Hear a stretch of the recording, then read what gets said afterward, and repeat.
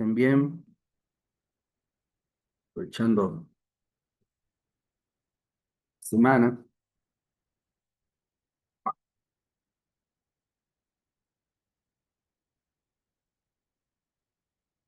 Les comento que ahí estuve charlando con los profes, me pidieron que avance con tema nuevo para que se puedan ir compensando cosas que pueden llegar a interrumpir las clases y para que puedan avanzar. Así que vamos a empezar con el encuentro de hoy, estimadísimos. Bueno, el tema, unidad nueva. Esperen un cachito, ya le estaba a grabar el anuncio. Recording in progress.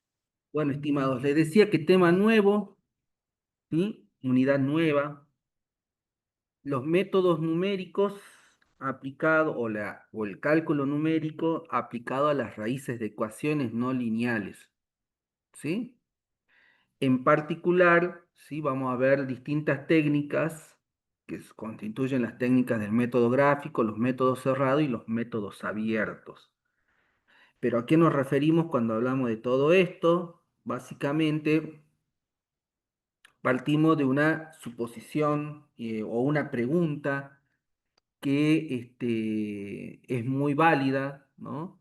Eh, Dada una función cualquiera, el objetivo es calcular la raíz, es decir, el valor de la variable independiente o de las variables independientes que hacen que la función nos devuelva un cero. ¿Estamos? Valor nulo. ¿Estamos? Y la pregunta alrededor de esto es si siempre es posible hallar la raíz de manera analítica.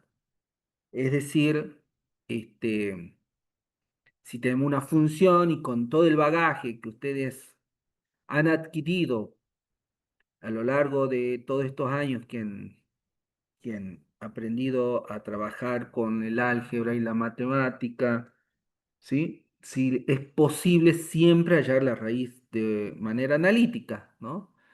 Por ejemplo, si nosotros tenemos la ecuación 2x más 1, un polinomio lineal, ¿sí? Un polinomio de grado 1, es fácil detectar cuál sería el valor de la raíz, simplemente igualando la función a cero, porque es lo que buscamos, y operando algebraicamente para obtener un valor, una propuesta que satisfaga lo que pedimos, ¿no? En este caso, x igual a un medio, ¿sí?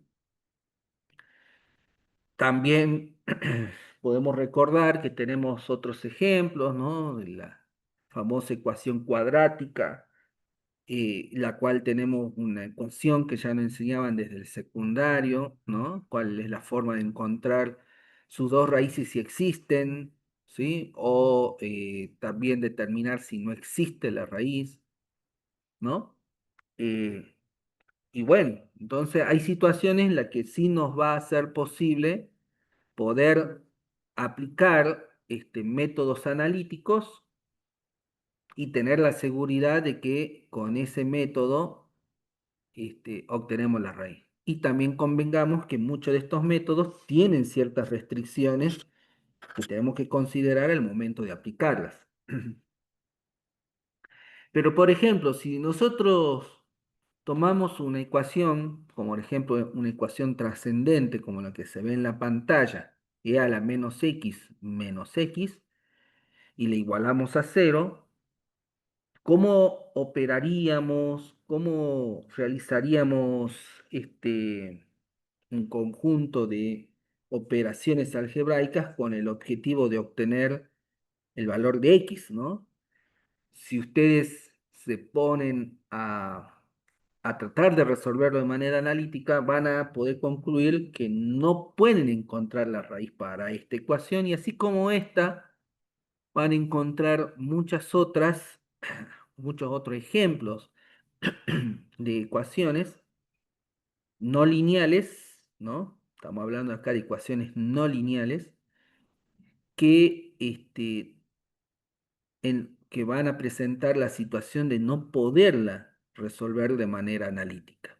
¿Sí? En el apunte tienen un ejemplo diferente. ¿Sí? Entonces, aquí es donde, cuando se presente esta situación, vamos a tener que recurrir a los métodos numéricos o al cálculo numérico. ¿Sí? Y los métodos numéricos nos van a presentar básicamente tres técnicas importantes, ¿sí? Para poder hallar o aproximar, mejor dicho, la raíz de una función. Estamos en un punto. La raíz de una función. Entonces, tendríamos los métodos cerrados, que vamos a ver en este encuentro el método de la bisección y el método regula falsi. Mientras que también tenemos los métodos abiertos, el método de punto fijo, el método de Newton-Raphson, el método la secante, ¿sí? Y en general, cualquiera de los dos métodos pueden ser asistidos por los métodos gráficos, ¿sí? Que consiste en graficar la función y tratar de estimar cuál es el valor que hace que la función sea cero, porque bueno, básicamente, ¿qué es lo que sucede ahí? Que si lo observamos gráficamente, bueno, corta el eje X. Entonces ese va a ser el valor de X que hace que la función sea cero. Teniendo en cuenta, estimados, que cuando aplicamos el método gráfico, no sabemos exactamente el valor cortando, sino que es una estimación también, ¿no? Entonces siempre deberíamos empezar con el método gráfico, independientemente de lo que les pidan. Es bueno que ustedes apliquen el método gráfico, ¿sí? El método gráfico en sí es sencillo, ¿sí? Lo que permite este método es definir un intervalo en el cual ustedes van a buscar la raíz, que es lo que necesitamos cuando aplicamos los métodos cerrados, o un valor inicial o semilla, ¿sí? Que es el que necesitamos en los métodos abiertos. Entonces, el método gráfico es útil realizarlo previo a la aplicación de los métodos cerrados y abiertos que ofrece las técnicas numéricas. El método gráfico permite determinar el intervalo un valor o un valor inicial en el cual el método aplicado podría inicializar la búsqueda de la raíz, ¿sí? Entonces, tomemos como ejemplo justamente la función trascendente que hemos observado que no tiene solución, ¿sí? Con métodos analíticos, es decir, e a la menos x menos x.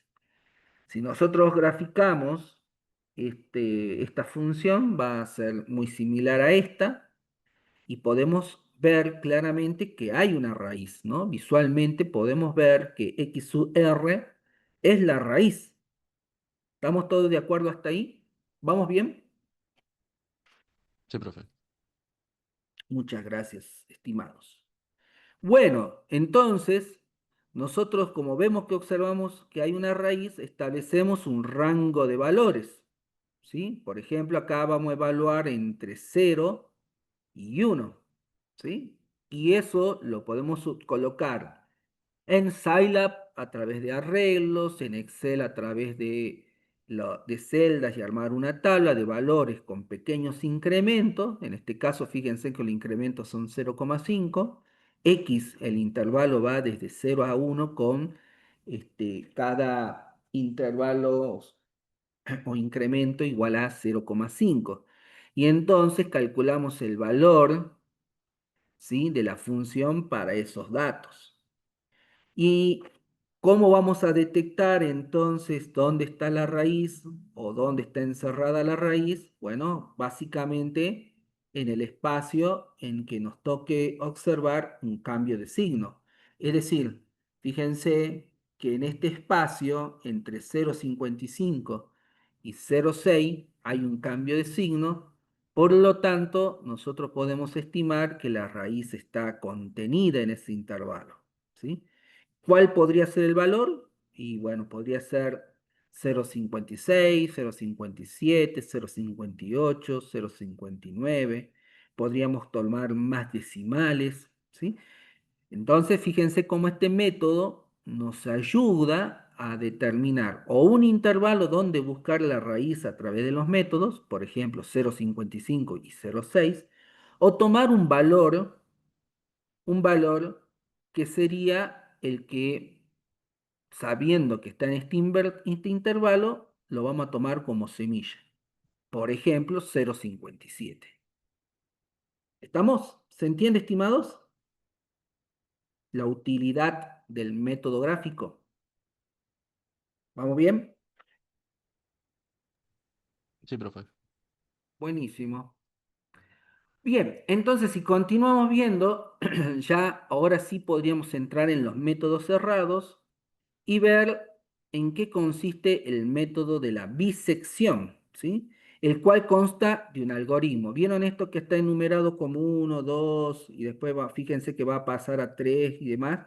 Ese es el algoritmo que se utiliza o los pasos que hay que realizar para aplicar este método, el método de la bisección. ¿Estamos?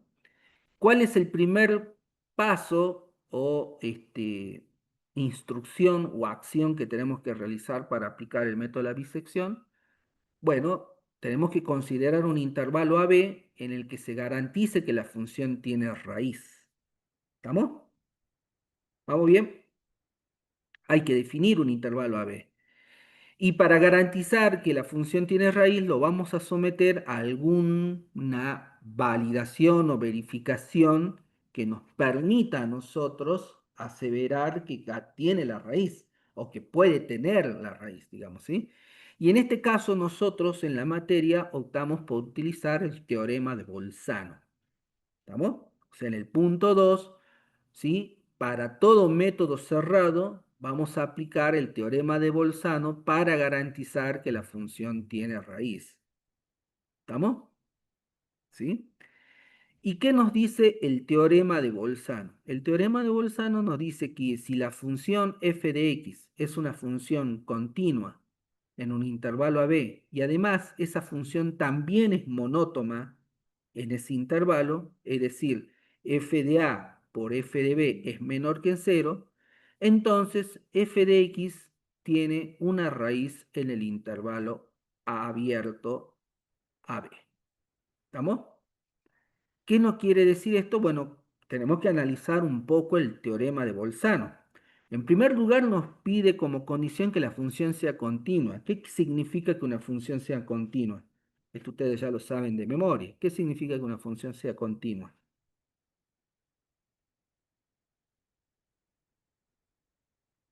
¿Qué significa que una función sea continua? Que para dentro del intervalo, para todo X va a tener un valor. Bien, y que no va a haber salto, ¿sí? Porque vos podrías tener para en todo ese intervalo todo un valor, pero sin saltos. Por ejemplo, podrías tener algo como esto, al menos que lo hayas querido decir algo, que es correcto lo que decís, pero te haya faltado algo diferenciador, porque vos podés tener esto, ¿no? A ver, Sí, profe. vos podés tener algo como esto,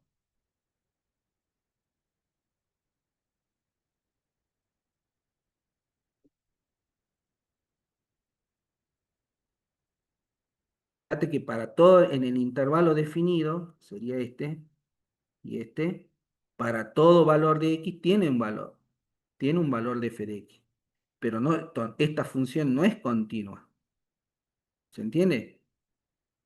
No me grafiquen, chicos, porque queda grabado que están. ¿Estamos? ¿Se entiende, estimados? Entonces, ¿cómo sería una función continua? Por lo menos a nivel gráfico.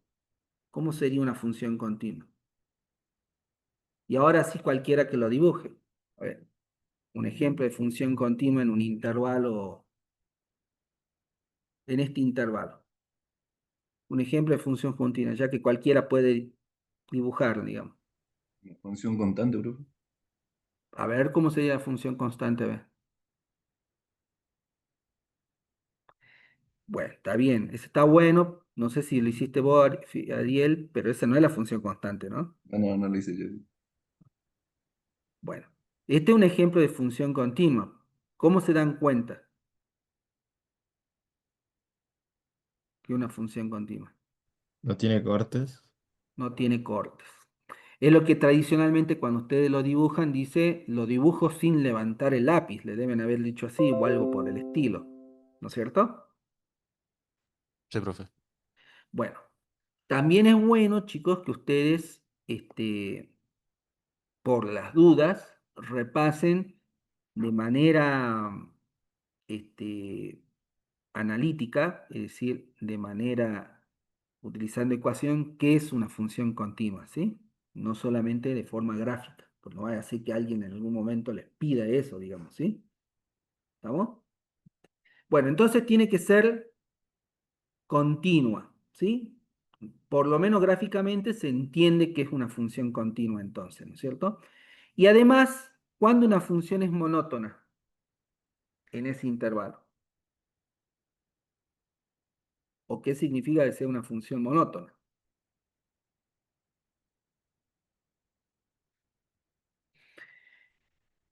¿Nadie? Que o es creciente la función o decreciente en ese Exactamente. intervalo. O es, en ese intervalo o es estrictamente creciente o es estrictamente decreciente. No puede haber una combinación. ¿Estamos? No puede ser en una parte del intervalo creciente y en otra parte decreciente. ¿Sí? Entonces, fíjense qué interesante. A ver, no sé qué hice, me fui Fíjense qué interesante. ¿Cómo vemos esto? Fíjense en la función. Básicamente en la función tenemos que en el intervalo A, en el punto A, tenemos una función f de A. ¿Sí? Y en el punto B tenemos una función f de B. ¿Sí? Como observamos, la función es continua y es monótona porque es estrictamente decreciente. ¿Por qué se pide que sea estrictamente decreciente o creciente en este caso? Decreciente o creciente, o sea, monótona. ¿Por qué? Porque si ustedes observan, al multiplicar f de A por f de B, nos va a dar un valor negativo. ¿Por qué? Porque si nosotros eh, suscribimos, chicos, alguien está escuchando música, ¿no? Así que les pediría que bajen el volumen, porque es como que se escucha la musiquita mientras estamos dando la clase. Está buena, pero no corresponde. ¿Sí? ¿Estamos? ¿Sí? Al menos que sea yo, denme un segundo. Mm, de mi parte yo no escucho ninguna música, profe. Yo tampoco, profe, no escuché nada.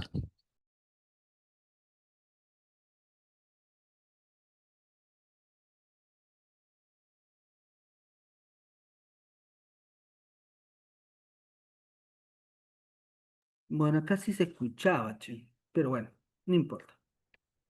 Bien, entonces fíjense que f de A por f de B es menor que cero. ¿Y por qué va a ser negativo? Y sí, porque justamente justamente al ser estrictamente decreciente, sí o sí, ¿sí? En los extremos van a tener signos diferentes.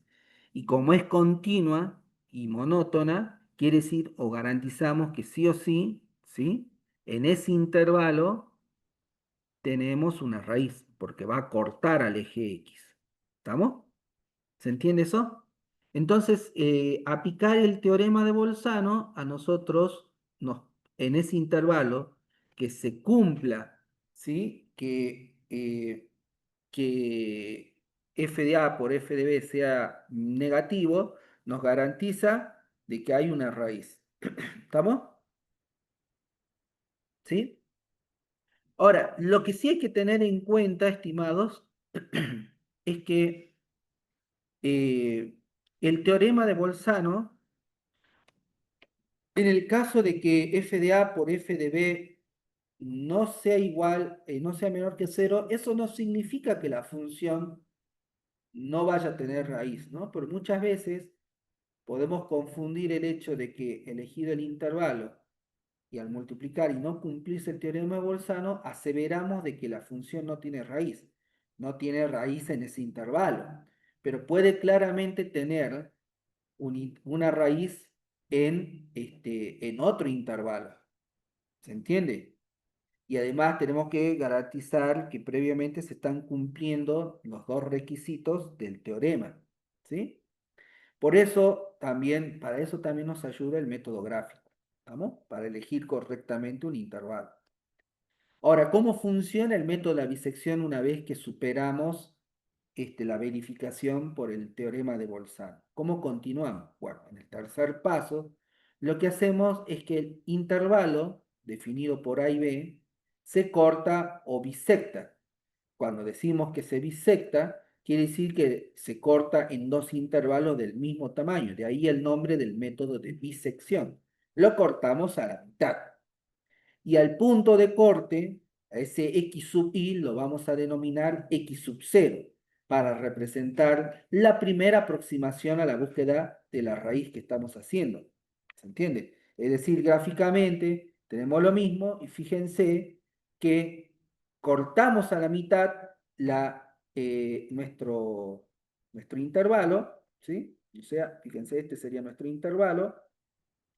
Lo partimos exactamente en la mitad, en x sub i, y fíjense que el f de x sub 0 que calculamos va a ser un valor que nos va a determinar si hemos hallado la raíz o si no hemos hallado la raíz. ¿Se entiende? Es decir, en el punto que cortamos lo denominamos x sub 0, calculamos f de x sub 0 y es fácil verificar si ese valor es la raíz o no es la raíz. ¿Se entiende?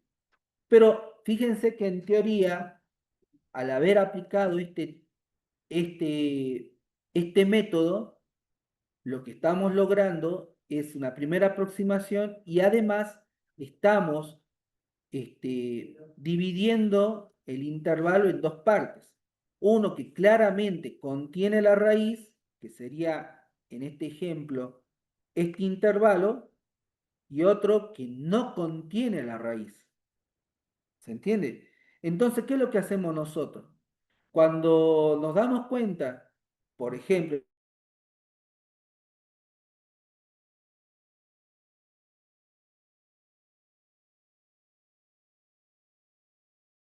¿sí?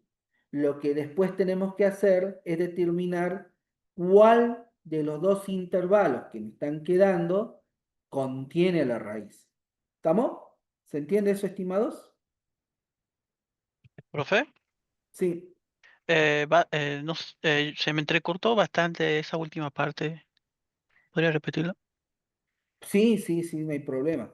Les decía que una vez que nosotros aplicamos la técnica que bisecta el intervalo, es decir, lo divide en dos partes iguales, en donde lo parte,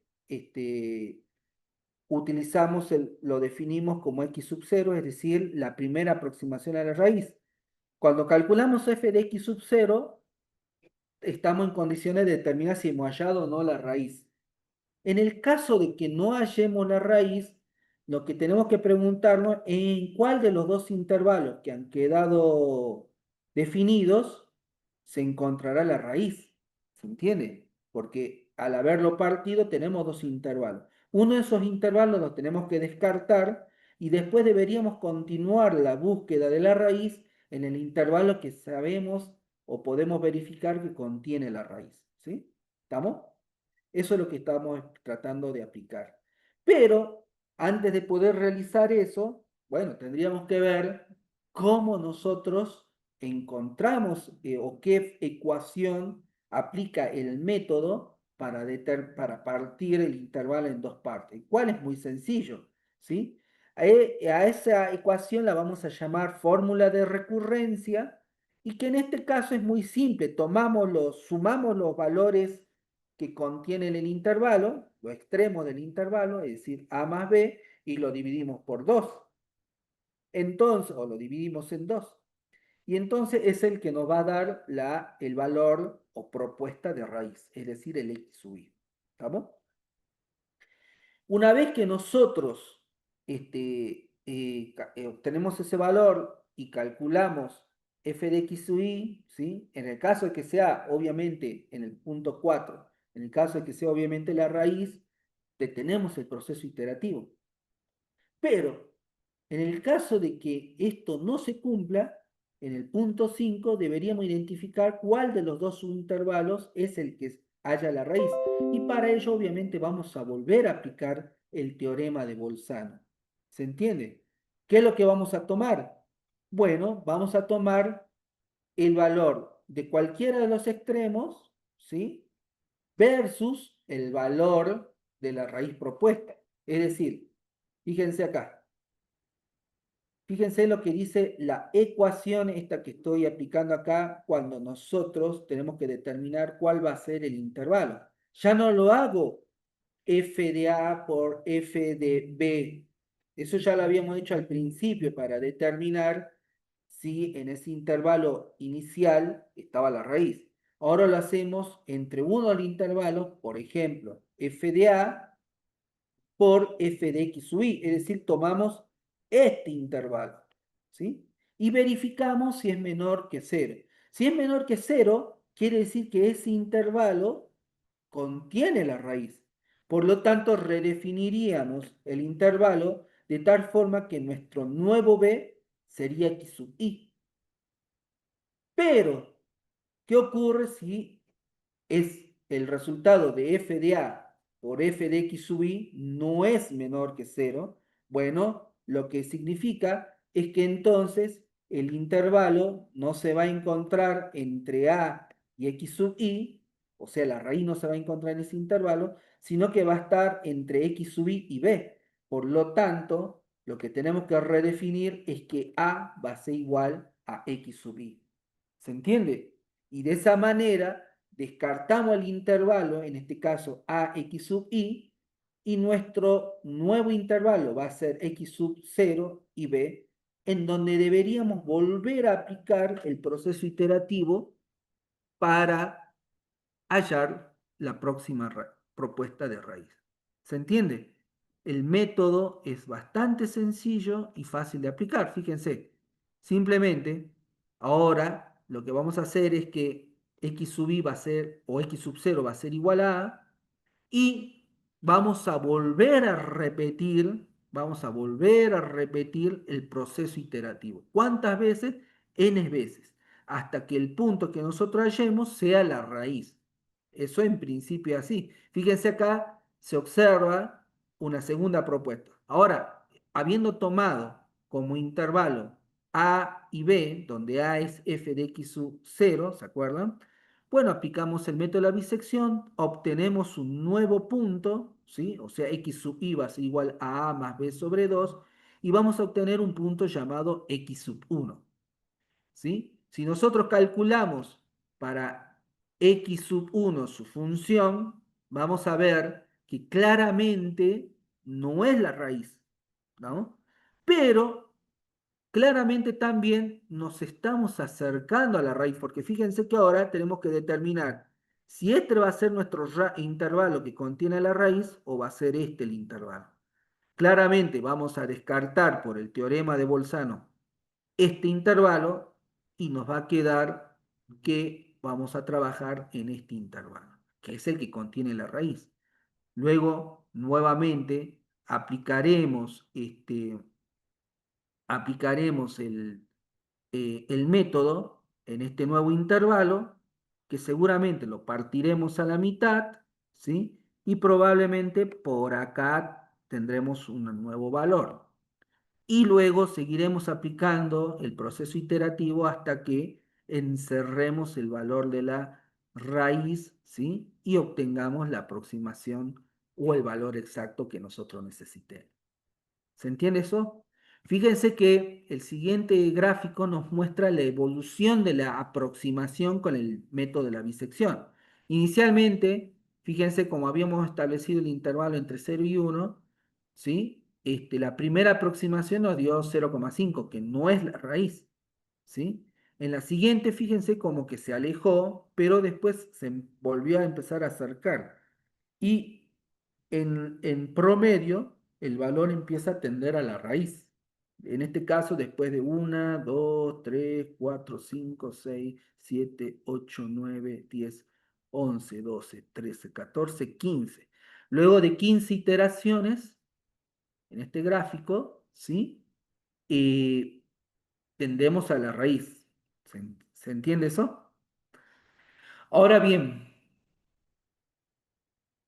¿qué pasa si nunca llegamos a la raíz real? ¿En qué momento vamos a detener el proceso? Porque puede ser, ¿sí?, que el método siempre empiece a encerrar cada vez más a la raíz, pero que nunca nos dé el valor exacto. ¿Se entiende eso? Nosotros tenemos que establecer algún mecanismo que nos permita justamente detener el proceso iterativo con la consideración de que el valor x sub i que obtenemos satisface de alguna manera nuestros requerimientos. No será el valor exacto, pero es un valor válido para lo que nosotros vamos a utilizar. Y bueno, ¿cómo vamos a hacer eso? Vamos a definir dos cuestiones que son muy importantes, ¿sí? Y que vamos a aplicar, ¿sí? Por un lado, la tolerancia de error, ¿sí?, que la vamos a denotar como vemos ahí, y que va a representar un pequeño valor que se utiliza en la evaluación de la continuidad del proceso iterativo. Es decir, nosotros vamos a determinar qué tan pequeño es el valor o el error que podemos cometer, ¿sí? Cuanto más pequeño sea, significará que x sub i deberá ser más cercana a la raíz. ¿Estamos? ¿Y cómo vamos a utilizar esa tolerancia de error? Bueno, vamos a calcular el error relativo cometido en la interacción. Esto ya lo habíamos visto. Simplemente hacemos el valor actual que hemos calculado, el x sub i, menos el valor anterior que hemos calculado, es decir, x sub i menos 1 sobre x sub i, y en valor absoluto, y eso nos va a devolver el error relativo. ¿Se entiende? Y entonces lo que vamos a aplicar es ver si ese error relativo que estamos cometiendo es menor que la tolerancia de error, menor o igual. Si es menor o igual que la tolerancia de error que hemos definido, entonces detenemos nuestro proceso iterativo. La pregunta sería entonces, no sé si me siguen, pero la pregunta sería, ¿cuál es el valor de tolerancia de error que tenemos que utilizar?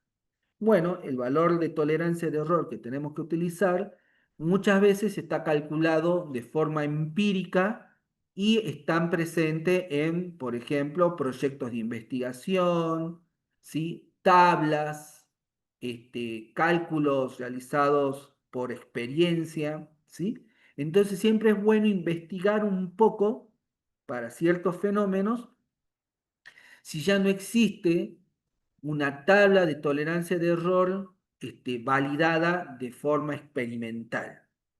Si no, bueno, por lo menos para nuestros ejemplos que vamos a ver en la materia, un buen valor es 0,001. Es lo suficientemente pequeño como para garantizar que los cálculos que vamos a realizar nos van a devolver un x sub i, un x sub r, una propuesta de una aproximación a la raíz aceptable.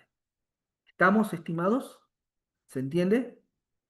Fíjense que justamente la evaluación de que el error relativo cometido en la iteración sea menor que la tolerancia de error se denomina criterio de parada.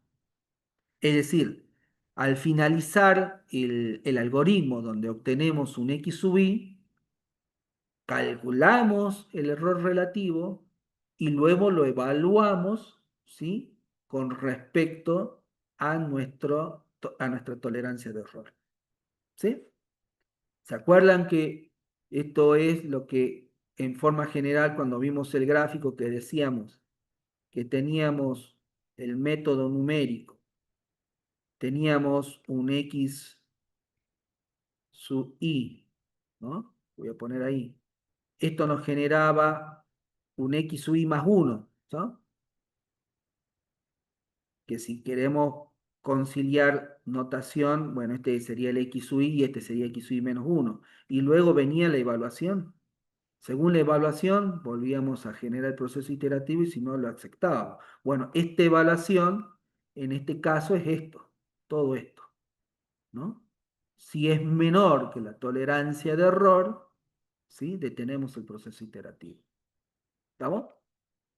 Y lo que nos puede ayudar lo que nos puede ayudar cuando hacemos los cálculos es armar una tabla.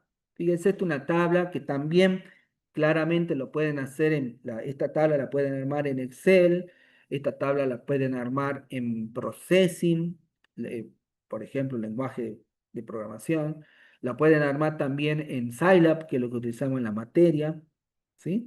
Entonces definimos una tabla con diferentes columnas. Fíjense que la primera es el número de iteración, en iteración 1, 2, 3, hasta la iteración 11 en este caso. Las columnas que están en amarillo representarían los intervalos, los extremos de intervalo, fíjense, A y B. Entre medio de ellos establecemos la fórmula de recurrencia, es decir, un x sub i va a ser igual a a más b sobre 2.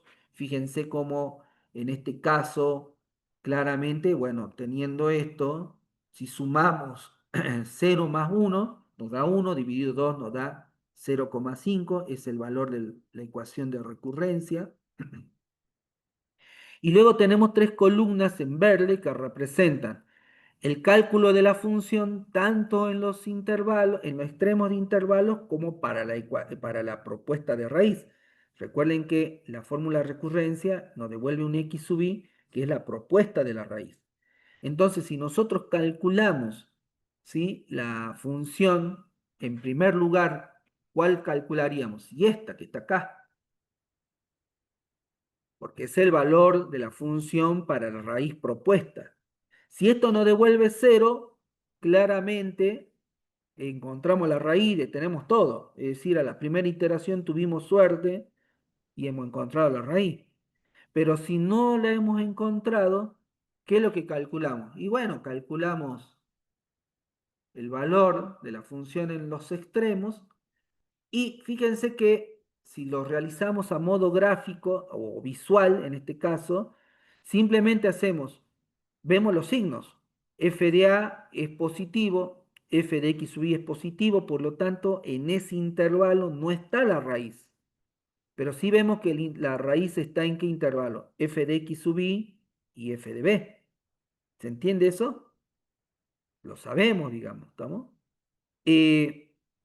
Bueno, entonces sabemos que no hemos encontrado la raíz, pero sabemos también en dónde estaría.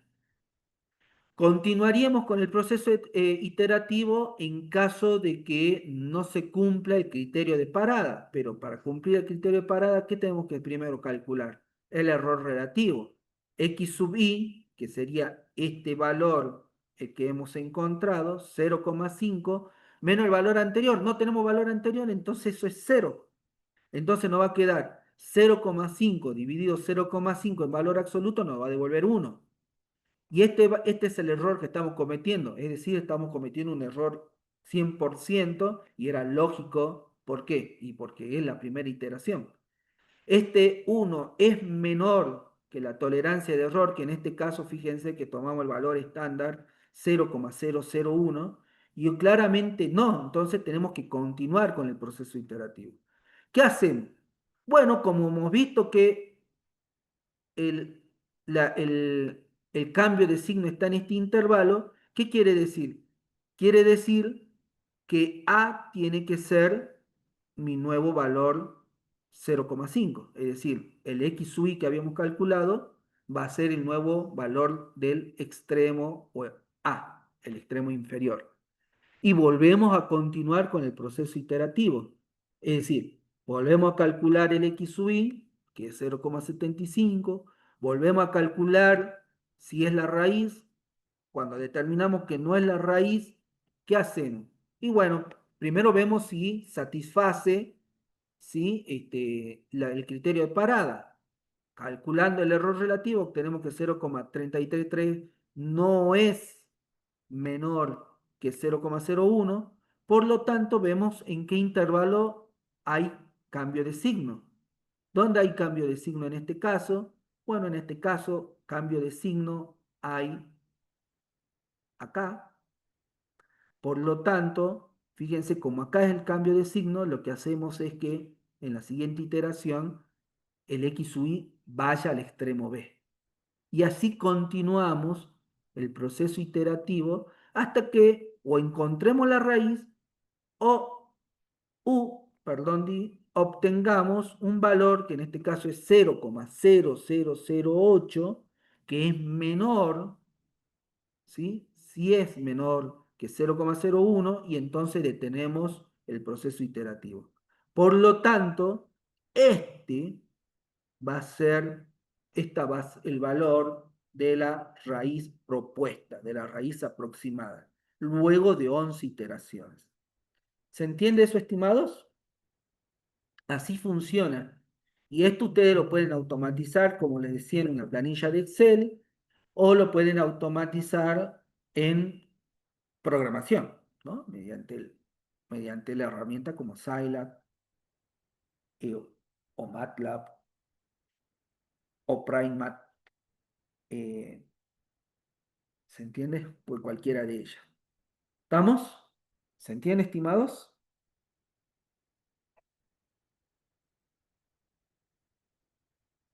¿No se entendió nada?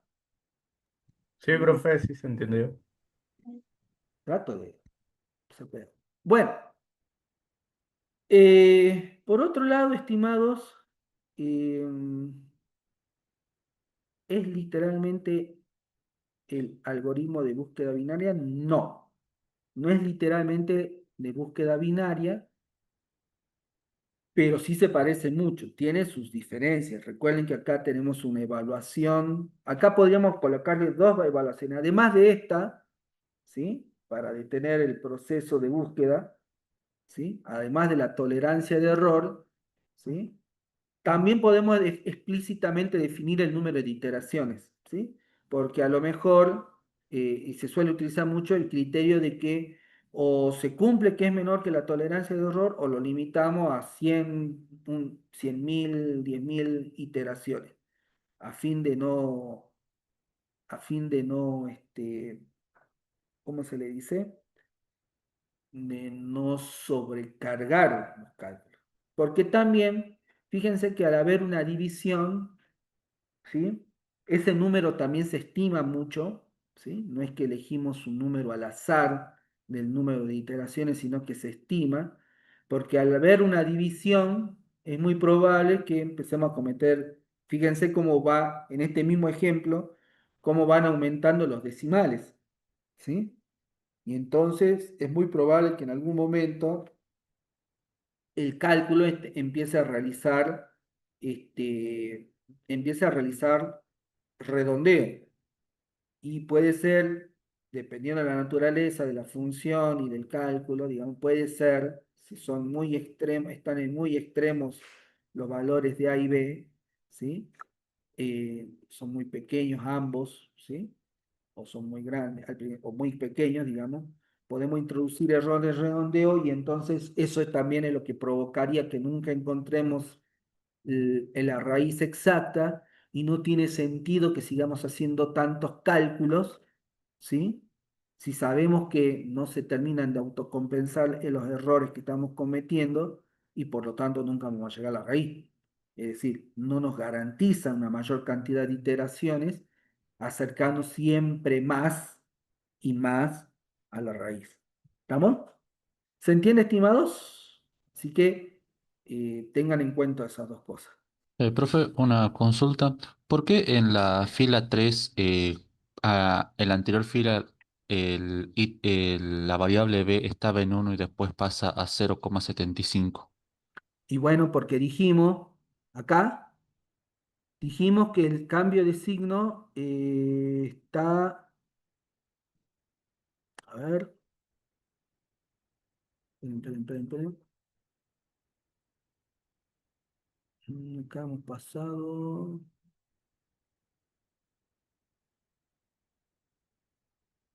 El cambio de signo está al revés, ¿no? Debería ser al revés, ¿no? ¿O no? A ver, ¿qué pasó? No, está bien, es correcto, pues. Fíjense, si vos ves y notás, si este va a ser tu nuevo intervalo, fíjate que acá no, este es tu nuevo intervalo, entonces quiere decir que vos pasás para acá, ¿sí? Porque este va a ser tu nuevo intervalo, es decir, este va a ser, acá, el tema es quién ocupa el lugar. X o Y tiene que tomar el lugar de A o de B.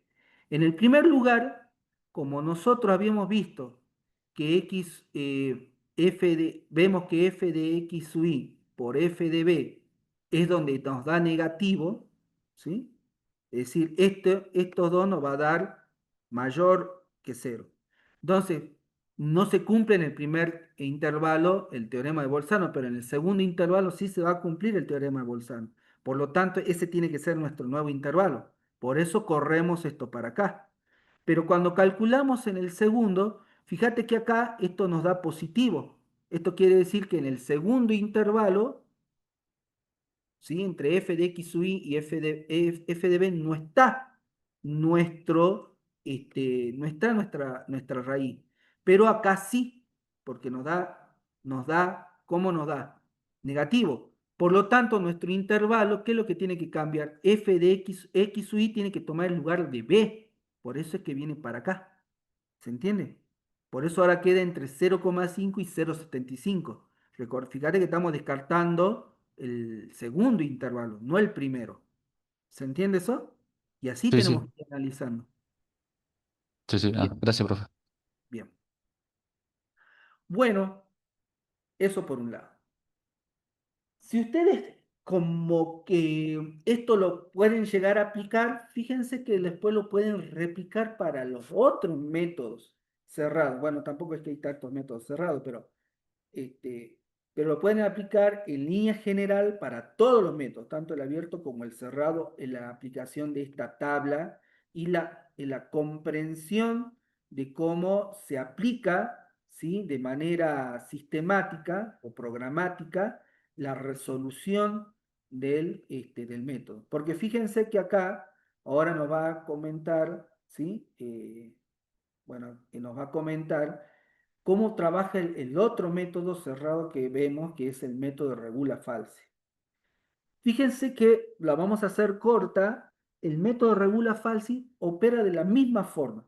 Tenemos que definir un intervalo AB, que se garantiza que tenga la raíz. Para ello vamos a utilizar nuevamente el teorema de Bolzano, ¿sí? Pero, ¿sí? ¿Qué es lo que se agrega? Fíjense que el método tiene otra forma, otra ecuación de recurrencia o fórmula de recurrencia diferente al método de la bisección, ¿sí? En el método acá, fíjense que acá dice método de bisección, ahí tengo que corregir, evidentemente sigo sin encontrar el, la diapositiva correcta, ¿sí? Se traza una recta que une los puntos AF de A y BF de B. Y en el punto de corte, que vamos a llamar X sub i, establecemos la primera aproximación a la raíz. ¿Qué quiere decir esto? Fíjense, esto, ¿no? Tenemos A, F de A, por lo tanto tenemos ese punto, B, F de B, tenemos ese punto, y unimos esos dos puntos con una recta. ¿Lo ven? Entonces, tenemos un punto de corte con el eje X y ese X sub i va a ser nuestro X sub 0. ¿Se entiende? Y luego la fórmula de ocurrencia para justamente calcular esto, fíjense que se puede establecer por triángulos semejantes de manera analítica, ¿sí? Si no, ahora lo estamos haciendo solamente usando mecanismo visual, gráfico. La ecuación de recurrencia claramente es esta. X sub i es igual al intervalo inferior menos la división, en donde en el numerador ponemos f de a por la diferencia entre b menos a, o sea, la diferencia entre los extremos de intervalo, sobre f de b menos f de a. ¿Sí? Entonces, ya tenemos la fórmula de recurrencia. Fíjense que es lo único que cambia con respecto al método de bisección, la fórmula de recurrencia. Luego, el proceso iterativo es el mismo, ¿sí? Cuando determinamos si f de x y de f de x y es la raíz, tenemos el proceso iterativo, y si no, volvemos a aplicar el teorema de Bolzano para descartar el intervalo que no contiene la raíz y continuar el proceso iterativo en el intervalo que sí contiene la raíz, para lo cual tenemos que hacer reasignación de cota, ¿sí? Fíjense, acá nos dice f de a por f de x sub y, si es correcto, b va a ser x sub y si no, a va a ser x sub y. En este caso, nos quedamos con que b, ¿no? Entonces, fíjense que x sub 0, digamos, va a ser nuestro b, porque ahí ese es el intervalo que contiene nuestra raíz, ¿sí? A x sub 0. Y bueno, de la misma manera, lo que se supone que va a ir pasando, fíjense, acá yo voy a hacer idealmente la recta, ojalá que me salga, vamos a ver, voy a tratar de hacerla, ¿sí? Fíjense que la siguiente más o menos estaría por acá, ¿se ve? Y ahí tendríamos en este punto, en este puntito que está aquí, tendríamos nuestra próxima aproximación, valga la redundancia. ¿Se entiende? Entonces, no es la raíz y se va a ir aplicando de nuevo el proceso. ¿Por qué el método en sí se llama regula falsi? Porque nosotros vamos a ir obteniendo como que un punto está fijo, que es el punto FA, ¿sí? Y se va a ir obteniendo aproximaciones a la raíz, ¿sí? Por eso se llama regula falsi, ¿sí? Porque se llama el método de la falsa posición. ¿Cuál es la falsa posición? La que nosotros vamos constantemente cambiando. Tenemos un punto fijo, ¿sí? En este caso, y el otro es la falsa posición. ¿Se entiende eso? Por eso se llama método de la falsa posición o regula falsi. Bueno, y en teoría, fíjense que de esta forma nosotros vamos como convergiendo a la solución. El proceso iterativo empieza a converger a la solución. ¿Se entiende? No hay mucho más que decir. El resto del algoritmo es el mismo que para el método de la bisección. ¿Estamos? Bueno, acá fíjense que estaba un poquito lo que gráficamente habíamos indicado. Y lo que sí, fíjense que para este caso particular, en realidad, en general, el método regula falsi suele converger a la solución más rápido, ¿sí? Que el regula falsi cuando la rapidez la medimos en número de iteraciones. Fíjense que para el mismo ejemplo, ¿sí? Con la misma función, si ustedes recuerdan, con el método de bisección, la solución o aproximación la obtuvimos ¿en cuánto la obtuvimos? En, en 11 iteraciones. Pero me parece que este ejemplo no es, bueno, en general es lo mismo, pero me parece que la imagen esa no es la que corresponde, porque fíjense que el intervalo inclusive que se eligió es diferente, por lo tanto este corresponde a otro ejercicio, ¿no? Fíjense, un intervalo es 1 y 1,4, tiene 4 resultados, pero evidentemente este no es la función. Pero me parece que en el apunte sí está, ¿sí? La misma ecuación y también más o menos tiene la misma, en 4 iteraciones se logró obtener el resultado, ¿sí? En general suele ser más rápido, ¿sí? A eso quiero ir, ¿estamos? Lo que sucede es que esta diapositiva, yo ya le había comentado que se me perdieron todas mis diapositivas, entonces tengo que volverlas a hacer, digamos, estas eran viejas, ¿sí? ¿Estamos? ¿Se entendió, estimados? O sea, esto, lo que sí, estimadísimo, traten de no caer en el error de calcular todo simplemente de forma programática, ¿sí? Es decir, hacerlo manual, sino que siempre traten de entender lo que está pasando, ¿sí? Porque si no, ahí pueden llegar a tener después algunos inconvenientes, ¿sí? Ese es mi único consejo. Después no es tan complejo, ¿sí? Eh, Vamos a ver entonces ahora, ¿sí? Los métodos abiertos y finalizando el estudio de los métodos abiertos, vamos a hacer una pequeña comparación sobre la velocidad de convergencia de todos los métodos para el mismo caso de estudio que es la función esta trascendente que estamos trabajando, ¿sí? Fíjense, los métodos abiertos se diferencian con respecto a los métodos cerrados en que no necesitamos un intervalo. Vieron que en los métodos cerrados necesitamos un intervalo cerrado a B. Y además en ese intervalo tenemos que aplicar el teorema de Bolzano para garantizar, ¿sí?, la convergencia. En el caso de los métodos abiertos, nosotros vamos a necesitar una semilla, aunque hay algunos métodos, en realidad uno solo que vamos a trabajar acá, en el que necesitamos dos semillas, es decir, dos puntos que definimos y que esperamos que la aplicación del método haga que converja la solución, ¿sí? Estos métodos abiertos lo que tienen como característica principal es que puede ser que en vez de converger a la solución, se alejen de ella. Pero también, si estos métodos convergen, siempre, en general, lo hacen mucho más rápido que los métodos cerrados, la mayoría de las veces. Entonces, ¿qué es lo que se hace en la realidad?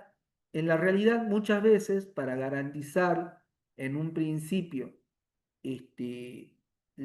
encontrar la raíz, se inicia con un método cerrado. Una vez encontrado el método cerrado, ¿sí?, se redefine la raíz, la semilla, y se aplica el método abierto para que el sistema computacional obtenga la raíz de forma más rápida. ¿Se entiende? No se suele optar por un u otro método o una u otra familia de métodos, sino que se lo utiliza en combinación. Uno para encontrar la solución y otra para optimizarla, ¿sí? Teniendo en cuenta la limitante de que a veces puede alejarse de la solución. ¿Estamos? Entonces, ¿cuáles vamos a ver? Bueno, hay un método que, dependiendo del autor, que lo va a llamar el punto fijo o iteración de punto fijo, digamos, ¿sí? En este caso, fíjense que nos valemos de algo muy interesante. Este método de la fórmula de recurrencia se genera arreglando la ecuación algebraica f de x igual a 0 para que adquiera la siguiente forma. Nosotros originalmente tendríamos f de x sub 0, f de x, perdón, igual a 0, y ahora la redefinimos como x igual a g de x. Y como observamos, g de x se convierte en la fórmula de recurrencia. ¿Por qué? Porque si la ordenamos de esta manera, nosotros podemos ir obteniendo, si utilizamos partimos de un x sub i que representa la semilla, podemos obtener un nuevo x sub i más 1. Y ese x sub i lo volvemos a alimentar a la raíz, ¿sí? Podemos predecir una aproximación en base al valor de la aproximación anterior. Ese es el objetivo de redefinir la fórmula algebraica de tal forma que esté expresada con otra ecuación, ¿sí? Ahora, esta ecuación tampoco es tan complicada, este g de x no es tan complicado de obtener, estimado. Tenemos dos formas, básicamente, para hacerlo. Una es la que ustedes ya saben, ¿sí? Dado una ecuación, que en este caso f de x sea, por ejemplo, x al cuadrado menos 2x, ¿y qué es lo que hacemos?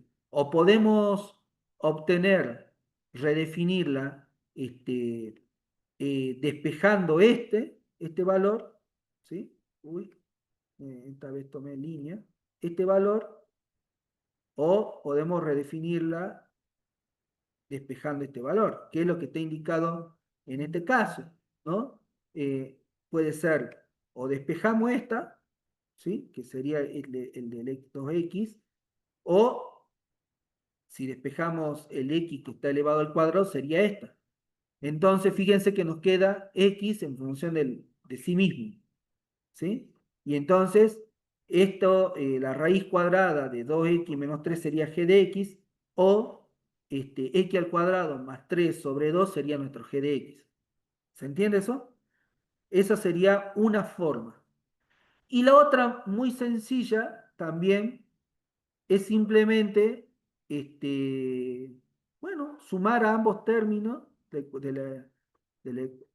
a ambos términos de nuestra ecuación, porque lo que hacemos es, eh, fíjense, si tenemos una función, no sé, se perdió el número 2 que decía, bueno, es sumarle a ambos extremos de la ecuación, ¿no?, igualada a 0, x. Entonces, si mi función original era seno de x igual a 0, fíjense que en este caso, si yo despejo, me quedaría 0 sobre el arcoseno, ¿no sé? El arcoseno de 0. Entonces, lo que podemos hacer es, eh, sin que se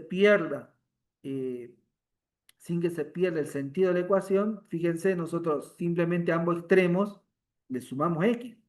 Entonces, fíjense, nos va a quedar seno de x más x igual a x. Y bueno, después lo cambiamos de lo que está a la derecha, lo pasamos a la izquierda y nos queda x igual a seno de x. Y ya tenemos nuestro seno de x más x como g de x. ¿Se entiende eso? Ya tenemos las dos opciones, o despejar x o sumar a ambos miembros luego de igualar a 0, ¿sí? X. Simplemente eso. ¿Estamos? Ahora, ¿cuál es la interpretación gráfica y cómo esto nos va a ayudar a nosotros a encontrar la raíz? Bueno, fíjense que acá en este caso tengo la función e a la menos x menos x, ¿no es cierto? Yo podría decir que g de x se iguala e a la menos x, ¿no es cierto? Si esta es mi función y la igualo a 0, ¿no es cierto? A ver. Uf. Si esto yo lo igualo a 0, esto lo paso sumando y me queda entonces e a la menos x igual a x. Por lo tanto, g de x simplemente es esto. ¿Estamos de acuerdo? ¿Estamos de acuerdo, Sí, profe. estimados? Bien. Entonces, fíjense qué sucede. Fíjense qué es lo que voy a hacer. En primer lugar, fíjense que teniendo las dos ecuaciones, ¿sí? Fíjense que yo lo que voy a hacer, como esto nos queda x igual a g de x, ¿sí? Por un lado voy a graficar f de x, ¿sí? Es decir, e a la menos x, que es la ecuación que está acá en color negro. ¿Se entiende? A ver si lo puedo remarcar. Esta, ¿no? Esa es mi ecuación, ¿sí? ¿Estamos? ¿Qué pasó? No funcionó el... Luego, fíjense que voy a graficar f de x igual a x, porque recuerden que es x igual a g de x. Entonces, voy a graficar esta que está acá, ¿no? Esta. Y por último, voy a graficar g de x, que es esta que está acá, la de azul. ¿Estamos? Bien, ahora, fíjense qué sucede, qué es lo sorprendente. La intersección, o sea, la intersección entre x y g de x, ¿sí? La intersección entre x y g de x, ¿sí? El punto de intersección de esa igualdad que hicimos de x igual a g de x, coincide, ¿sí? El punto, el x que genera, que establece esa intersección entre estas dos funciones, también es la raíz de la función original. Es decir, hallar la intersección de la recta con g de x significa también hallar la raíz en f de x. ¿Se nota? ¿Se puede ver? El x que provoca o que nos devuelve el valor de f de x y de g de x, ¿estamos? Es el mismo, ¿estamos?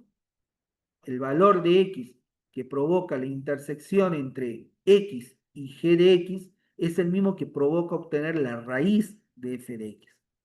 ¿Se entiende eso, estimados? Sí, profe. Bien, entonces si nosotros nos empezamos a trabajar y mover aproximándonos a esta intersección de rectas, cuando encontremos la intersección de estas dos rectas, vamos a encontrar la raíz, ¿sí? En la función original. Y de eso se trata el método. Por eso es que hacemos o trabajamos sobre la relación g de x igual a x. Elegimos un punto inicial x sub 0 cualquiera, relativamente cerca a la intersección, y se aplica la siguiente fórmula de recurrencia para obtener una nueva aproximación, que es la que dijimos. X sub i más 1 igual a g de x sub i. O sea, si yo hago eje de x sub 0, voy a obtener x sub 1. ¿Sí? Y lo que vamos a hacer luego de esto es evaluar si ese x sub i más 1 es la raíz. ¿No? ¿Estamos? Eh, entonces, fíjense cómo funciona esto. Acá hay un ejemplo aplicado en la primera iteración. Fíjense, x sub 1 va a ser igual a x sub 0. ¿Estamos? Fíjense que yo elijo, este es lo que está en verde, digo en naranja, son los ejes de coordenadas cartesianas. ¿Sí? ¿Estamos? Fíjense, ahí está. ¿Sí? Tenemos la recta f de x, perdón, f de x igual a x, ¿no? ¿Estamos? Eso es la recta, ¿sí? Que es perpendicular. ¿Sí? Y luego tenemos g de x. Tenemos que buscar, hallar, acercarnos al X que genera la intersección. ¿Sí? Entonces, por ejemplo, elijo X sub 0. Fíjense que ya elegí X sub 0. Con ese X sub 0, calculo el valor en G de X. ¿Sí? ¿Estamos? O sea, con X sub 0 calculo el valor de G de X, es decir, G de X sub 0. Ahora, ¿cómo hago que ese g de x sub 0 se convierta en x sub 1? Bueno, fíjense, proyecto el valor que obtuve, g de x sub 0, sobre la recta de la función f de x igual a x. ¿Se entiende? Entonces, hago el camino inverso, ¿sí? Parto del valor de la función y así obtengo x sub 1. Denme un segundito que me están llamando de secretaria académica.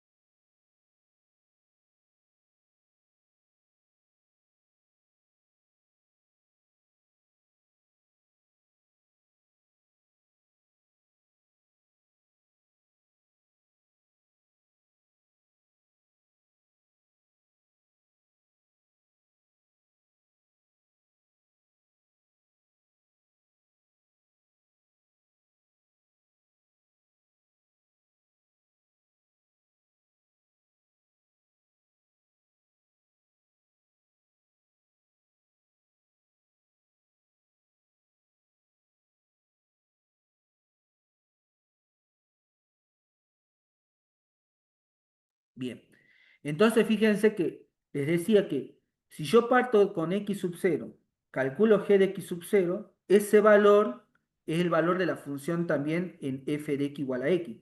Por lo tanto, si hago la traslación de ese valor a la recta, obtengo el x sub 1. Y esa es la aproximación. Y fíjense que hubo un movimiento por el cual yo empecé acá y me moví acá, pero la diferencia entre ambos, fíjense que me acerqué. Esto es más largo que esto, ¿no? Me fui acercando. ¿Se entiende eso? ¿Estamos? Eso es lo que hace. Fíjense que también en una segunda iteración, ¿sí? Ahora parto de ese x sub 1. Tomo x sub 1, calculo g de x sub 1, y bueno, sabemos que es el valor de f de x en la recta, ¿no? Entonces, fíjense que lo tomo, ¿sí? Y lo traslado para obtener x sub 2. Y fíjense cómo de a poco me estoy acercando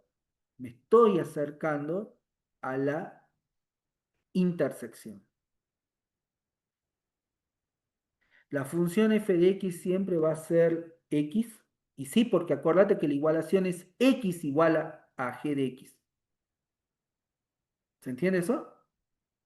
X es igual a g de x. Por lo tanto, esa que estamos es una recta. Porque fíjense que en realidad lo que estamos haciendo para obtener la función original, sí o sí a g de x le tengo que sumar la recta. Y eso me devuelve la función original. ¿Se entiende? Una suma de rectas, de suma de funciones. ¿Estamos? En definitiva, el método de punto fijo lo que utiliza es un artilugio matemático nada más. ¿Estamos? ¿Se entiende, no? Este método es muy interesante y, bueno, entonces, ¿en qué consiste? Trabajamos solamente la relación justamente g de x igual a x, por eso este x es una recta, elegimos un punto inicial x sub 0, se aplica la fórmula de recurrencia, esta que está acá, x sub 1 igual a g de x, o sea que la fórmula que obtuvimos la utilizamos para calcular el próximo valor de iteración, y el proceso va a iterar tantas veces como nosotros necesitemos hasta que hallemos la raíz de la intersección, perdón, no la raíz, sino la intersección, o hasta que el valor que nosotros vamos obteniendo, ¿sí?, sea menor a una tolerancia de error. Es decir, porque puede llegar a no lleguemos a encontrar exactamente la intersección, pero sí algo cercano. ¿Estamos? ¿Se entiende? Ahora, lo que sí hay que tener en cuenta es que yo les comentaba que el método de punto fijo es un método abierto y que estos métodos en estos métodos puede llegar a suceder que no converja a la solución. ¿Se entiende? Entonces tenemos que tener algún mecanismo que nosotros podamos definir.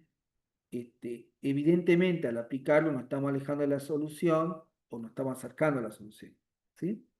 Entonces, ¿qué es lo que tenemos que tener en cuenta con el método de punto fijo? Solo hay convergencia si la magnitud de la pendiente g de x es menor que la pendiente de la recta f de x. ¿Se entiende?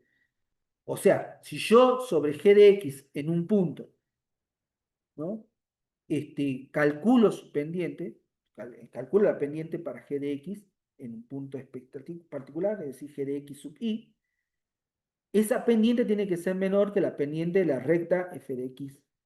¿Se entiende? Entonces, la ecuación de recurrencia sabemos que es x sub i más 1 igual a g de x sub i, esa es la fórmula de recurrencia, y si x asterisco es el verdadero valor de la raíz, fíjense, vamos a suponer que x asterisco es el valor de la raíz, ¿sí?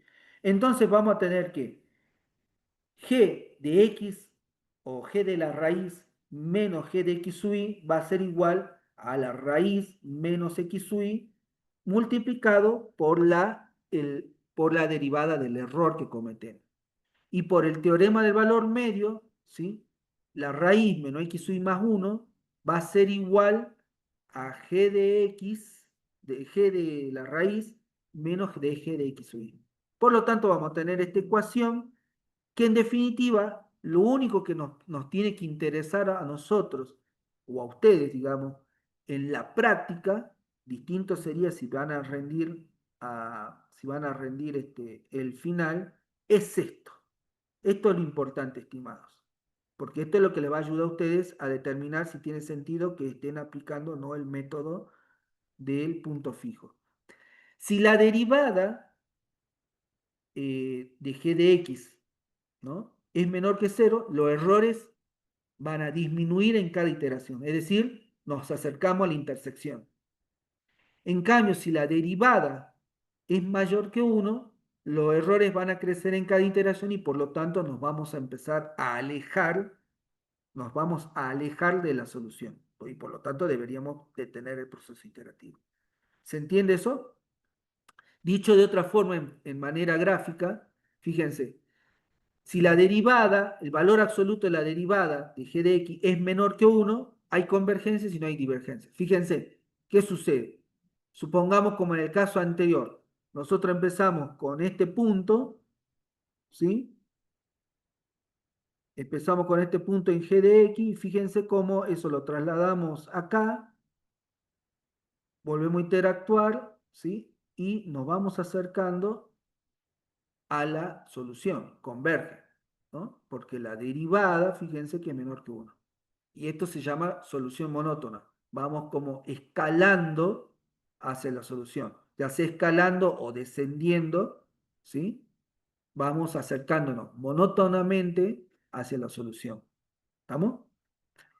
En cambio, hay otra forma que también que es de convergencia, donde partimos de acá, fíjense que obtenemos g de x, lo proyectamos sobre la recta, por lo tanto obtuvimos una nueva aproximación, sobre esa aproximación volvemos a trabajar sobre g de x, proyectamos sobre la recta, obtenemos una nueva solución, ¿se entiende? Volvemos a proyectar volvemos a calcular en g de x, proyectamos sobre la recta, obtenemos otra aproximación y fíjense que va tendiendo a la intersección de una forma oscilante, es decir, por un rato a la izquierda, en un momento a la izquierda de la intersección, luego a la derecha de la intersección, luego a la izquierda de la intersección, y así, pero nos acercamos a la solución. ¿Se entiende? Entonces, eso no lo garantiza. En cambio, si la derivada es mayor que 1, cuando nosotros proponemos una solución, fíjense, un x sub y, y generamos una g de x y lo proyectamos sobre la recta, vamos a obtener una solución que, fíjense, en este caso, se aleja. Entonces, ¿yo dónde debería ahora obtener la solución? Ahora, bueno, lástima que acá lo hice muy abajo, pero bueno, lo voy a proyectar. Supongamos que esta es la continuación. Nos vamos a tratar con otro color, uno que se vea. A ver, este se ve. Por acá continuaría, no sé si se ve la, la, la g de x. Entonces, nosotros tendríamos que tomar, fíjense, este valor, ¿sí? Que sería un poquitito por acá, ¿no es cierto? ¿Lo ven? Y ahora lo tenemos que proyectar ¿sobre quién? Sobre la recta, o sea que tengo que venirme para acá, más o menos. Y así, y fíjense que me estoy alejando. ¿Se ve que nos estamos alejando? Sí, profe. Lo mismo sucede acá. Fíjense acá. Este es monótono, ¿no? Fíjense. Pum, pa, ta, tum. Seguramente por acá. Seguramente por acá. Bajo. Y así tendría, no sé. ¿Se entiende? Me empiezo a alejar. En este caso de forma monótona. Divergencia monótona, en este caso divergencia oscilante. ¿Se entiende eso, estimados? Y esto nos lo da la derivada. Por eso es muy importante, ¿sí? Calcular la Profe, derivada. Sí, ¿En qué punto X se tiene que evaluar la derivada de los X sub y? claro, vos obtenés, claro, en los x sub y, en el valor anterior, digamos, ¿sí? ¿Estamos? Sí, pero Bien, porque acuérdate que la fórmula es x sub y igual a g de x. Y si lo calculaste ya, bueno, ahí hacerlo sobre el resultado y bueno, vamos a ir viendo. Ustedes tienen que ir analizando cómo va evolucionando. No es una sola vez, sino que van a ir calculando varias veces y ahí van ustedes a ir determinando, ¿sí? Pero es fácil porque vos lo calculás y sabés si es menor que 1 o mayor que 1 a la primera. Entonces, fíjense que acá este está programado esto lo programé en ¿cómo se llama? En Scilab, ¿sí? Y bueno, hemos tomado g de x igual a e a la menos x y x sub 0 igual a 6, o sea que esa fue mi semilla. Fíjense que en la primera iteración, ¿sí? En la primera iteración pasó a 0,54, el valor de f de x sub y es 0,02, no es la raíz. G de x es 0,57 Y bueno, y fíjense que voy calculando el error relativo, ¿sí? Y el error relativo, fíjense que ha ido descendiendo, ¿sí? Seguramente internamente yo fui realizando alguna ecuación interna para calcular la derivada. Pero fíjense cómo en este caso, para la misma ecuación, por haber elegido x sub 0 igual a 0,6, llegué a utilizar 9 iteraciones. Probablemente si hubiera utilizado otra semilla, a lo mejor el resultado este, eh, lo logro con menos iteraciones. ¿Se entiende eso? Por eso acá es importante la semilla también, ¿sí? Eh, ¿Qué otro método tenemos acá? En el abierto tenemos varios para analizar. Este es otro que se suele usar muchísimo, ¿sí? Pero bueno, este es importante tener en cuenta que vamos a necesitar la derivada, ¿sí? Consiste en elegir un punto inicial cualquiera, x sub 0 como aproximación a la raíz, y obtener el valor de la función en ese punto. Fíjense. Yo tengo, fíjense, ¿no? Tengo x sub 0, bien, y se traza la recta tangente a la función f x sub 0. Por eso se llama método de Newton-Raphson o método de la tangente, fíjense. ¡Tum! Trazo la recta tangente, es decir, obtengo la derivada de x sub 0, porque esa es la tangente. ¿Estamos?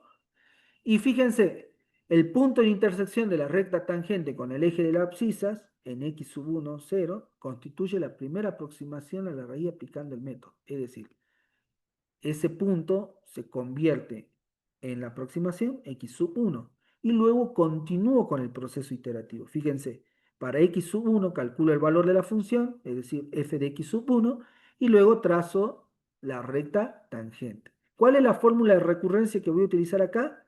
Bueno, fíjense, como es la pendiente, bueno, hacemos un poco de operación, artilugio matemático, y hacemos x sub i más 1 igual a x sub i menos f de x sub i menos la derivada en x sub i. ¿Se entiende? Entonces, de esa manera, ¿sí? Bueno, no son artilugios matemáticos, son relaciones, digamos, si consideramos que hay un triángulo rectángulo, bueno, depende el libro que ustedes utilicen, la técnica para demostrar la fórmula de recurrencia es diferente. Bueno, entonces, esto es fíjense que es muy sencillo porque ahí ya simplemente es operar, ¿sí? Trazamos, lo que tenemos que hacer es repetir el proceso iterativo tantas veces hasta que hallemos la raíz o se cumple el criterio de parada. Fíjense, ahí volvemos a tener, ahí me salió mal, ¿no? El dibujito, ¿no? No es exactamente la recta tangente esa, ¿no? Pero bueno, este, disculpen, digamos, ¿sí? Entonces trazamos la recta tangente, ¿sí? Y bueno, en la intersección tenemos nuestro,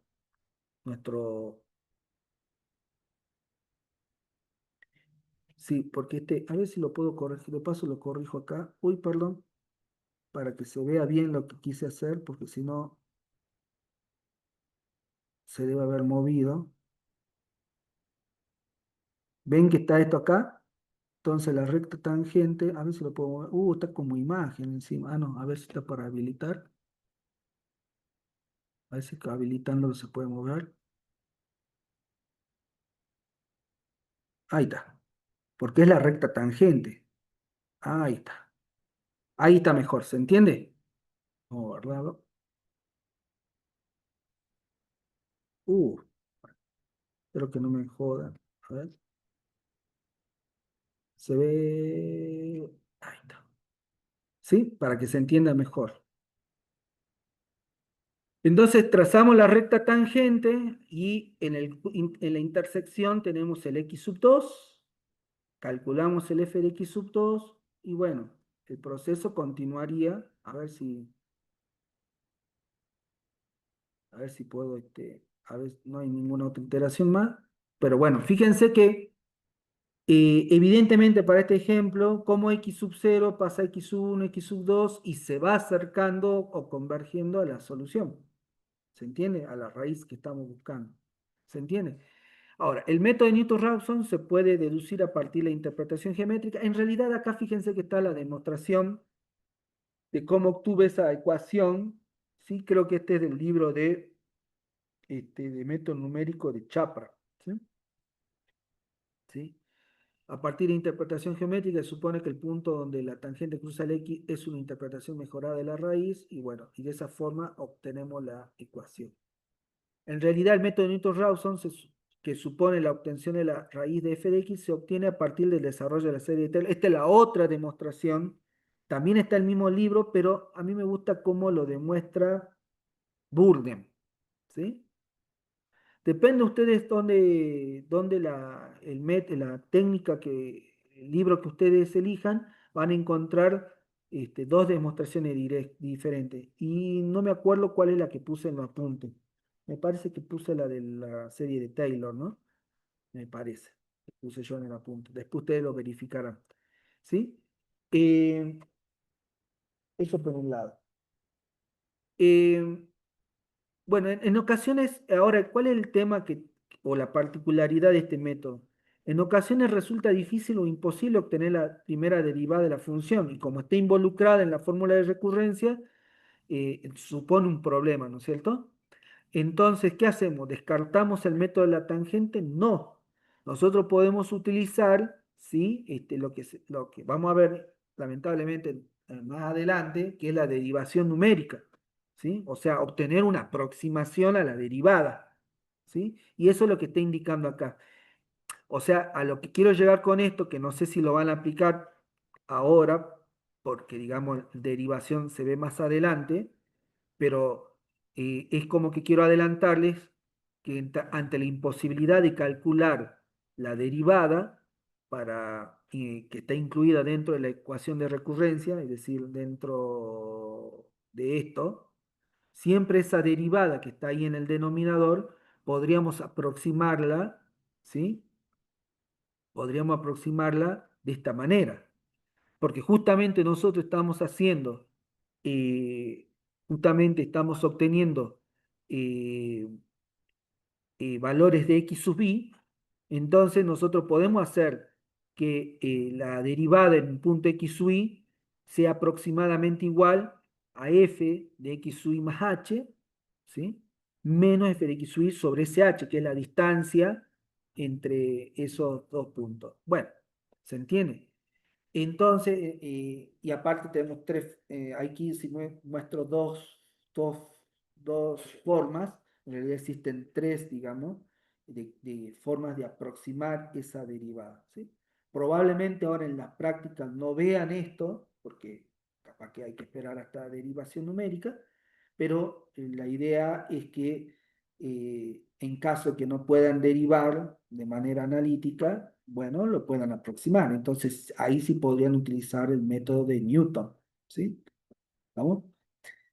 Si la función no tiene singularidades en la medida de raíz, ambas aproximaciones por diferencia funcionan muy bien, ¿sí? Y nosotros definimos el h que queremos, qué tan pequeñito o qué tan cerca queremos que estemos. Bien, ahora lo que hay que tener en cuenta es que este método generalmente es uno de los más usados porque su velocidad de convergencia es muy buena, ¿sí? Y esto se debe que el error es proporcional al cuadrado del error anterior. La velocidad de convergencia cuadrática se explica teóricamente por la expansión de la serie de Taylor, por eso es que a mí me gusta usar la demostración de la serie de Taylor, y el número de cifras significativas de precisión se duplica aproximadamente en cada iteración. Es decir, los errores se autocompensan muchísimo, estimados. Acá sí tengo una demostración, fíjense cómo utilizo el método de Newton con x06 y cómo luego lo hago con x sub 0 igual a 0,5 y cómo nuevamente la semilla elegida influye muchísimo, porque fíjense que en el primer caso utilizo dos iteraciones, lo cual es una bestialidad considerando los ejemplos anteriores donde teníamos desde 9 hasta 11 y 15 iteraciones. Acá con 2 obtuvimos el resultado y acá se pasó a 3. Pero fíjense, teniendo en cuenta que cambié la semilla, cómo eso influye. ¿Estamos? Y bueno, eso con respecto al método de Newton-Raphson. Ahora, ¿sí? Lo anterior se explica, o lo anterior de que en la diapositiva anterior hayamos tenido que utilizar una iteración más para llegar a la solución, a la aproximación que cumpla los requisitos de tolerancia de error o el criterio de parada, se debe a que la velocidad de convergencia es muy sensible al valor inicial elegido. Fíjense, por ejemplo, fíjense qué pasa si yo tengo que hallar esta raíz, pero como, tomo como punto de partida, ¿sí? Sí, esto no es no es exactamente que decir. Fíjense que tomo este punto como partida, ¿ves? Este sería mi x sub 0, ¿no es cierto? X sub 0. Fíjense que calcule f y bueno, va a venir para acá, este va a ir para arriba, vamos a trazar una recta tangente y después va a tener que volver, ¿se entiende? La velocidad de convergencia va a ser lenta porque elegí un x sub 0 cuya tangente hizo que la intersección de esa recta tangente con el eje x, bueno, sea lejos de la raíz. En cambio, fíjense cómo en la siguiente, si hubiera elegido esto, bueno, va a ser mucho más rápido. ¿Se entiende? Por eso es necesario saber elegir bien la semilla. ¿Sí? No solamente tenemos la cuestión de que el método es rápido, pero recordemos que como todo método abierto, no hay garantía de convergencia. ¿Sí? Generalmente el método va a ser muy bueno, pero depende mucho también de la naturaleza de la función.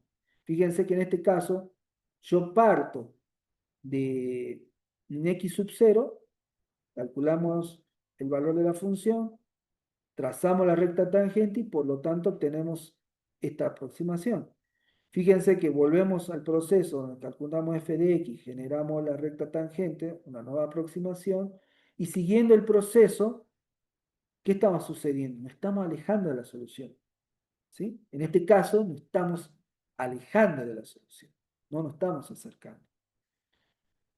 ¿Sí? Así que hay que tener en cuenta.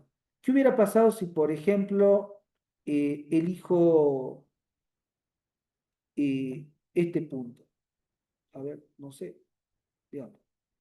No estoy garantizando, es la primera vez que voy a probar. Supongo que elijo este punto, ¿sí? Entonces, trazo la recta, vendría por acá, ¿sí? Fíjense que ahí, lamentablemente ahí se va lejano, pero bueno, hemos encontrado otro puntito ahí, acá, y tenemos que trazar la recta. Así que vamos a volver a trazar la recta, más o menos por acá, ¿sí? Tenemos este punto. Vamos a ver si puedo extenderlo, viene por acá. Y acá ya se va a volver a alejar, ¿no? Que sí, se va a alejar. Fíjense que se va a alejar. ¿Sí? O sea que tenemos que tener en cuenta que la naturaleza de la función también nos puede jugar una mala pasada. ¿Sí? ¿Estamos estimados? Bueno, no solo eso, hay que tener una tercera consideración, ¿sí? Con respecto a esto. Fíjense qué sucede acá. La raíz está por acá, pero como elegimos una semilla que se aproximó a un mínimo local, entonces empezó a oscilar por ese lado la tangente, tratando de encontrar la raíz en este punto, porque en realidad busca eso, el mínimo, ¿sí? Y por eso no encontramos la solución. ¿Se entiende? ¿Sí? Así que hay que tener mucho cuidado con el método de la tangente, a pesar de que es el más rápido, ¿sí? Bueno, finalmente tenemos, para lo que vamos a ver hoy, el método de la tangente, estimados. El método de la secante. En este caso no vamos a necesitar una semilla, Sí. No solamente vamos a necesitar no solamente vamos a necesitar una semilla, sino que vamos a necesitar dos, ¿sí? A la que vamos a denominar x sub 0 y x sub 1, para los cuales vamos a evaluar la función en esos dos puntos, f de x sub 0 y x sub 1, ¿sí? Entonces, fíjense, tenemos el mismo ejemplo, seguimos con la misma función. Elegimos x sub 0, calculamos f de x sub 0, elegimos x sub 1 y luego definimos f de x sub 1. ¿Por qué se llama el método de la secante? Porque trazamos una recta secante que une esos dos puntos, ¿sí? Trazamos la recta secante que une esos dos puntos, es decir, pum, ahí. Y la intersección con el eje de la abscisa va a ser nuestra propuesta de nueva raíz. ¿Se entiende? El punto de intersección de la recta secante con el eje de la abscisa constituye la primera aproximación a la raíz aplicando ese método, ¿sí? A que vamos a llamar x sub 2. ¿Y qué tenemos que hacer ahora acá? Bueno, ahora vamos a tener que descartar descartar x sub 0 o x sub 1. Bueno, ¿qué es lo que se hace? Fíjense. En primer lugar, antes de eso, obviamente tenemos una fórmula de recurrencia. ¿Cómo calculamos? Fíjense, teniendo x sub 0 y x sub 1, ¿cómo calculamos x sub 2? O sea, acá x sub i más 1 sería x sub 2. Va a ser igual a x sub 0 menos f de x sub 0 sobre, no, perdón, perdón, yo por querer reemplazar. Si reemplazamos en esta ecuación sería x sub 2 va a ser igual a x sub 1 menos f de x sub 1 sobre multiplicado por x sub 0 menos x sub 1 sobre f de x sub 0 menos f de x sub 1. ¿Se entiende? Así sería. Y de esa fórmula o forma obtenemos el x sub 2. Ahora, ¿qué es lo que vamos a hacer después? Si no es la raíz, si nosotros verificamos que no es la raíz, ¿qué es lo que vamos a hacer? Vamos a reemplazar los índices x sub i con x sub i va a ser igual a x sub i más 1, de manera que x sub 1 pasa a ser x sub 0 y x sub 2 pasa a ser x sub 1. O sea, simplemente x sub 2 ahora va a ser nuestro x sub 1 y el x sub 1 va a ser x sub 0. Y así podemos seguir volviendo a calcular el x sub 2. ¿Se entiende eso? No hay mucho más para decir. Fíjense, acá lo que se hace, ¿vieron? Lo que era x sub 2 y x sub 1 se convierten en x sub 1 y x sub 0. ¿Se ve? Eso es lo que propone. Es decir, empezamos a descartar, en este caso, x sub 0. ¿Se entiende? Entonces, teniendo de nuevo x sub 1, x sub 0 y f de x sub 1 y x sub 0, volvemos a trazar la recta secante y volvemos a obtener un x sub 2. Fíjense que de esa manera la recta secante genera una intersección con una propuesta de nueva raíz que va convergiendo hacia la solución. ¿Sí? Bueno, ahí obtenemos el f de x sub 2, vemos que no es la raíz y bueno. Acá está un ejemplo que me parece que este era el que pegué, digamos, ¿sí? Fíjense, el método de la secante devuelve en 4 iteraciones el resultado que nosotros necesitamos, ¿sí? Que no es tan rápido como la tangente, pero es muy, muy bueno, digamos, ¿sí? En general, estimadísimos, ¿sí? No es absoluto, pero por ejemplo, para esta función f de x igual a e a la menos x,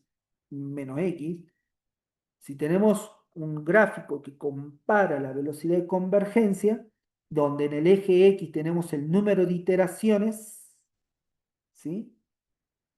Y en la eje y tenemos el error porcentual que vamos cometiendo, bueno, podemos ver cómo la velocidad de convergencia del método Newton-Raphson y en este caso el método de la tangente ha sido muy rápido, ¿sí?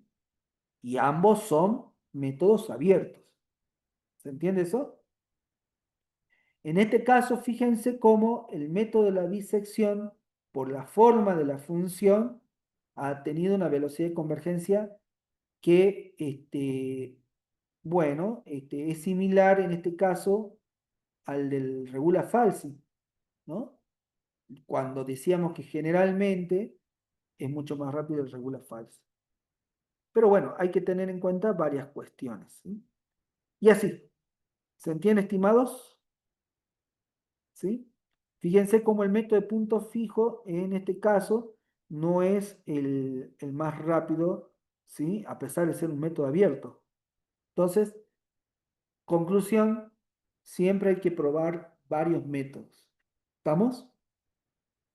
Lo interesante es que como todos ellos, si convergen, más o menos nos van a dar el mismo resultado, podemos ir también teniendo una idea de que por lo menos los cálculos son correctos. ¿Se entiende eso? Sí, Bueno. profe. Bueno, fíjense que hay que tener en cuenta algunas cuestiones, ¿sí? Que hay que tener en cuenta cuando definimos o qué cuidados tenemos que tener cuando usamos el teorema de Bolzano para los métodos cerrados. Fíjense que no siempre, cuando nosotros digamos el f de x sub y menos por f de x sub x y que nos dé menor que cero, significa que hay una sola raíz, ¿no? Fíjense, hemos elegido el intervalo inferior y el intervalo superior, ¿sí? Por eso es x sub y representa la cuota inferior y x sub s representa la cuota superior. Pero fíjense que en este caso nos está dando que el teorema de Bolzano nos está dando que existe una raíz, ¿sí? Y única. Pero fíjense que la forma de la función nos dice que hay tres raíces. ¿Se entiende? Entonces hay que tener cuidado cómo elegimos el intervalo, ¿sí? ¿Estamos? Puede tener tres, cuatro, cinco, bueno, hay un, ¿sí? Es decir, tenemos que tener cuidado cuando elegimos el intervalo de que no haya un número impar de raíces en ese intervalo. Porque si hay un número impar de raíces, quiere decir que en la cota donde nosotros aproximemos, ¿sí? Capaz que no nos vamos a acercar nunca a la raíz que nosotros queremos. ¿Se entiende? Bueno, fíjense acá, ¿qué sucede? No, este intervalo eh, nos dice que hay una raíz, pero en realidad tenemos tres, porque justamente, fíjense qué ha pasado acá. Tenemos uno que está tocando, digamos, está tocando el eje, ¿no? Por lo tanto, tenemos una simple y una doble, bueno, y entonces tenemos un problema, ¿no? ¿Sí? Y fíjense que acá este es peor de todos, digamos, ¿sí? Porque fíjense que esto nos devuelve que no hay raíz, pero en realidad tenemos dos raíces. ¿Se entiende eso?